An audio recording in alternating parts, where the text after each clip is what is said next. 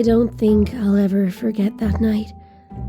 The cold biting into my skin, the smell of snow in the air, the way my feet slithered on the slick ice. It's all burned indelibly into my memory.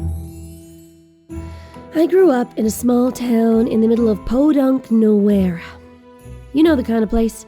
One main street called Main Street, one church, one school every kid goes to, one library so underfunded that they still had books about how someday we may get to the moon.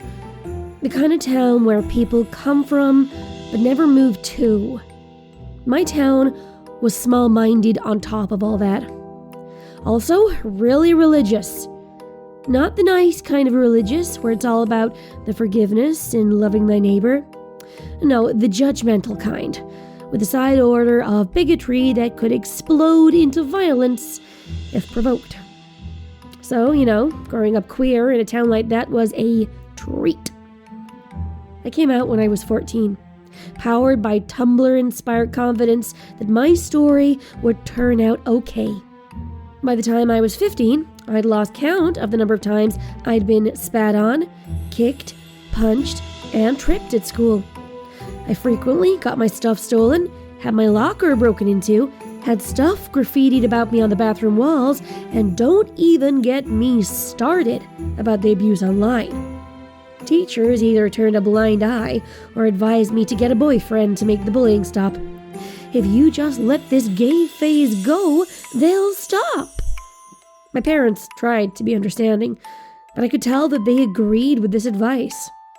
Every week, they went to church and prayed for my soul, while I tried to pretend like I couldn't hear the other parishioners talking about me in loud whispers. Like I said, a treat. The lake at the edge of town was a place everyone avoided. It's dangerous, adults would say in summer, because it was so deep that you could not see the bottom. In winter, because the ice was too thin. To anyone from out of town, those may sound like logical excuses, but the real reason was much less mundane. The real reason was that a demon lived in that lake. The rumors went back hundreds of years. Since publicly people decried all of it as nonsense, all we kids had to go on were the rumors. Some said the demon was actually the ghost of a witch who had been drowned there by pious villagers during the Puritan times. Some said there was a gate to hell at the bottom of the lake and the demon had gotten trapped on this side somehow. Some said the demon was made from the souls of lapsed Christians who died, and that's why we all had to go to church and be good little worshippers, because that was how we kept ourselves safe from it eating our souls too. Personally, I thought it was all a load of bullshit, but then that town's Christian love had never seemed to do me much good. I've met other people of faith since then from other places, and I can tell you, hand on heart, that my hometown had a warped view of what it meant to be faithful, and that being Christian isn't commensurate with being an asshole. The year I turned 16, we had the worst winter weather on town record. Snow fell almost every day, and temperatures plummeted.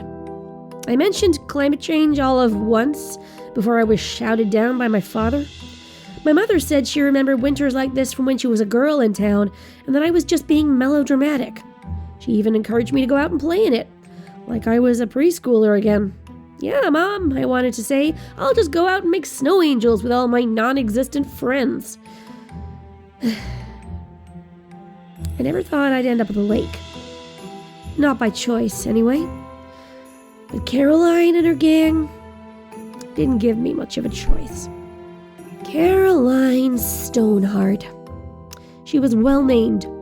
She was the meanest, nastiest bitch you could ever not want to meet.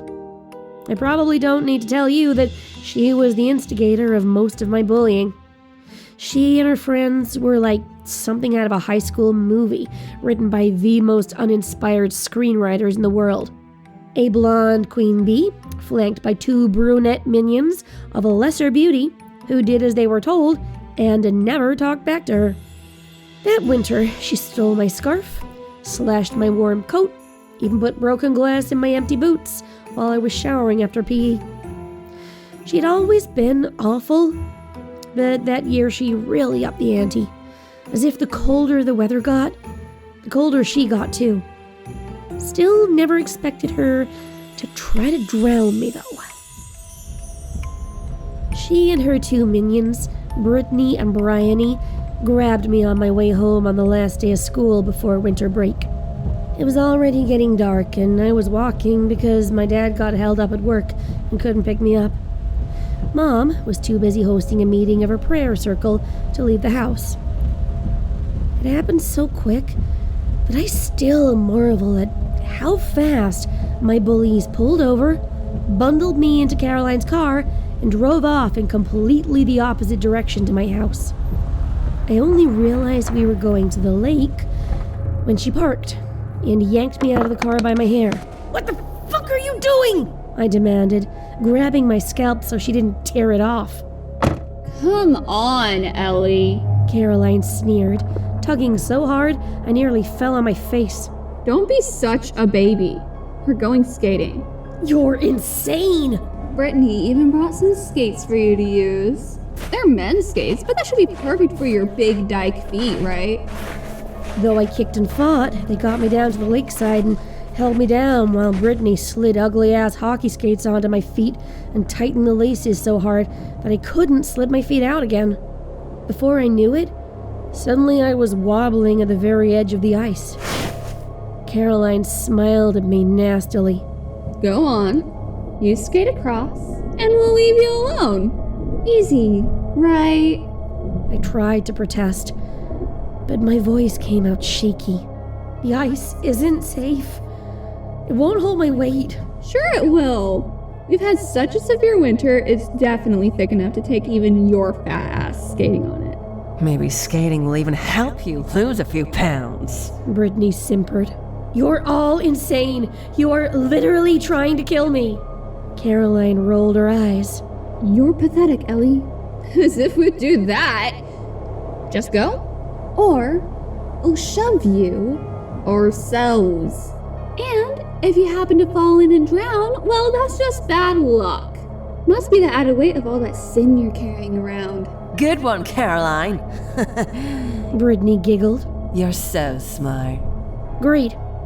If I did manage to survive the lake, I would still die from their crappy dialogue. "We're not letting you off the ice until you've skated across it at least once. So you may as well get started." You won't get away with this. I'll tell everyone in town that you tried to kill me. Who would believe you? Better yet, who would care? No one wants your kind around here. Brittney added. I looked at Bryony. Aren't you going to add anything? She just stared back at me and then patted her pocket. I finally noticed a shape outlined against the fabric there. "Get on the ice, or I'll shoot you." Their laughter stung worse than the cold. I wanted to run, to hide, but I knew they wouldn't let me go. So with shaking legs, I pushed further out onto the ice, thinking maybe if I could get to the other side, I could make a run for it. It was slick and treacherous. Every step a gamble. The wind cut through my dirty-ass coat, and I could feel their eyes on me, waiting for me to fall. Keep going, smelly Ellie. Brittney's voice rang out, sharp and mocking. "Skate to the middle," Caroline commanded. "where the ice is nice and thin." Her tone turned mocking. Poor little Ellie. No friends to go skating with.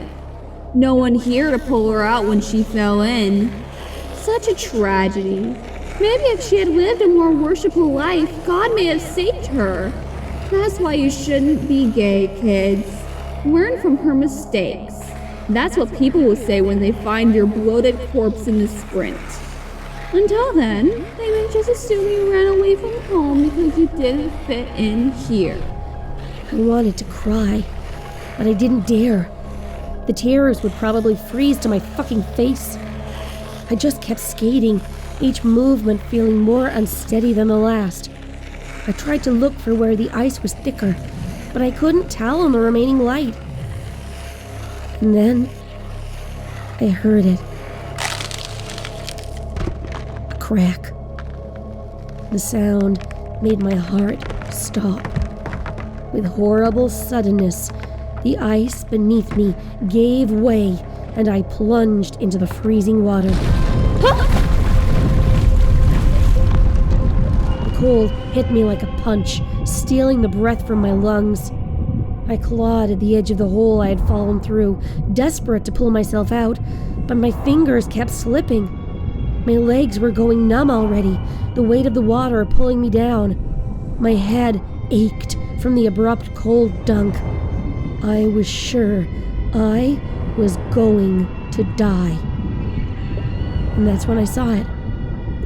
At first, I thought it was just a shadow moving beneath me. Maybe a trick of the light or a hallucination from my dying brain. But then it rose, closer, shape becoming clearer. Its black body shimmered in the faint light from above that could penetrate underwater. When it looked up, its glowing eyes seemed to pierce right through me. What the fuck? I remember thinking. The fucking demon is real? I wanted to scream, but my throat was frozen shut. However, instead of dragging me under, the creature swam upward and pushed me. A strong force against my back lifted me toward the surface. My face erupted into breathable air. My hands found the edge of the ice. Somehow, impossibly, I managed to pull myself out, coughing and gasping. I rolled onto my side and lay there on the ice, shivering uncontrollably. That's when I saw it emerge from the dark water under the hole my body had made when it had broken through the ice. It wasn't a witch's ghost. It wasn't the soul of any human at all. It stood on 4 powerful hooves, water streaming from its glossy black coat. Wide nostrils flared, breath rising like steam in the frozen air. Its mane dripped with frost, and its teeth gleamed like knives.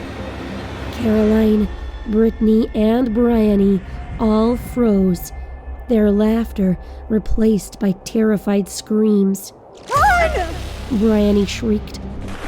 All 3 of them struggled to run through the snow, back to Caroline's car. But it was no use. The creature moved faster than anything I'd ever seen. It lunged at Bryony first, teeth snapping shut around her leg, dragging her onto the ice and under the water before she could even finish screaming. Brittney and Caroline got a little further, slipping and scrambling, but the creature caught them one by one. I saw Caroline's wide blue eyes as she was dragged past where I lay on the ice, saw them disappear beneath the depths, but could do nothing to save her. My numb body would not obey me. The water swallowed them all up, leaving nothing but silence and a faint red stain on the ice. I lay there, wondering whether I was about to be dragged under too. With a splash, the creature reappeared and leaned its face down to me, its glowing eyes locking onto mine. For a moment, I thought it would bite my face off with those razor fangs. Instead, it stepped closer and lowered its head, nudging me gently with its muzzle. You're safe now. The words echoed in my mind without needing to go through my ears first. But you must not linger here, else you perish from the cold. I shall lend you a little of my magic to get you home, little one, in repayment for the meal you provided me. My lips barely worked, but I managed to say something close to what I wanted. Why are you helping me, sea demon? The voice in my head laughed. I'm no demon. this place far longer than any of you humans. And I shall be here long after this town is gone. Now go. Live your life knowing that you only possess it because I have spared it. Do not waste any more of the little time you humans are alive as a victim, or I shall be displeased that my generosity was misspent. I didn't know what to say, so I just stared at it. The Kelpie tilted its head and blew a large plume of breath over me. Suddenly, I felt as warm as I might have if sunbathing on a beach in August. I was able to sit up and move my arms and legs. The Kelpie nodded its massive head, turned, and walked back toward the hole in the ice. It slipped beneath the surface without a sound, leaving the lake smooth and still. I crawled back to shore. My clothes were soaked, and my feet were still in those stupid skates, but I didn't care. I couldn't drive Caroline's car since her keys had gone down with her, but the Kelpie's magic sustained me for the long walk home. It lasted right up until I got to a house nearby, whereupon it vanished and I collapsed, wet and numb again, into the snow.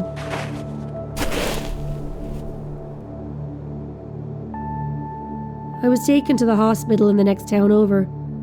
I nearly lost my fingers from frostbite. I'd apparently snapped my ankle at some point too. The sheriff found Caroline's car the next day when I told them where to look. Text messages from a group chat they had with some other girls at school revealed the plot to make it look like I had drowned while skating alone on the lake, like the weirdo loser she was. It was big news. The church leaders disavowed them all. My mom said her prayer circle were praying for my swift recovery. I wondered how many of them secretly agreed with Caroline and her flunkies. I moved away for college in the city as soon as I was old enough and never looked back. I never went home for holidays, not even when my mom cried. I had no interest in returning to that stupid town ever again. I made a new life for myself. I took every opportunity. I got a girlfriend. I lived my life the way I wanted. And this time of year, I think about Caroline, Brittney, and Bryony. I think about the way the Kelpie's eyes glowed as it told me not to waste my life, and the way it saved me, but took them. I thought about where I might be right now if I hadn't fallen through the lake that day. It wasn't the kind of gift I ever expected, but honestly, it was the best present I could have ever asked for.